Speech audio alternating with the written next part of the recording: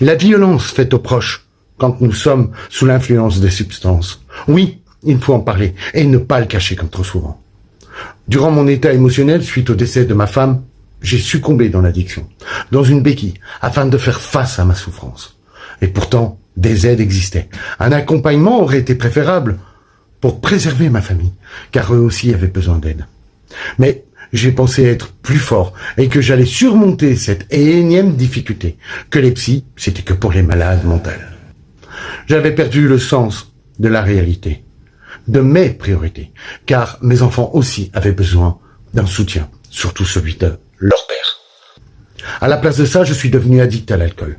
Ah, ça soulageait un temps, mais pas tout le temps. Et pire, je faisais encore plus de mal autour de moi. Entre mon je m'en foutisme, mes colères, mes mensonges, mes mots qui ont dépassé mes pensées, la violence psychique, j'ai involontairement fait énormément de mal.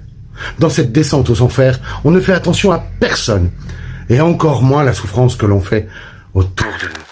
Cela ne veut pas dire que nous soyons de méchantes personnes, ou que l'on ne les aime pas. Et combien d'hommes sous influence de l'alcool ou autres en viennent à faire encore plus de mal? 163 féminicides faits aux femmes en 2025. Violence faite à nos enfants, la violence verbale, la vie fauchée par un chauffard sous influence de substances comme Pierre Palmade. Et ce cas n'est qu'un parmi tant d'autres. À ces femmes, ces enfants ou ces proches qui se font du mal car ils ne savent plus comment agir, de peur de perdre l'être tant aimé, mais aussi la peur du geste de trop. Pour tous ceux qui souffrent en silence face à ce fléau, n'ayez plus peur de demander à l'aide. Des groupes de soutien sont présents pour vous aider. Les associations Al-Anon, COPMA pourront être d'un grand réconfort. Si tu souhaites en savoir plus, like, partage et commente. Au secours. Au revoir et à bientôt.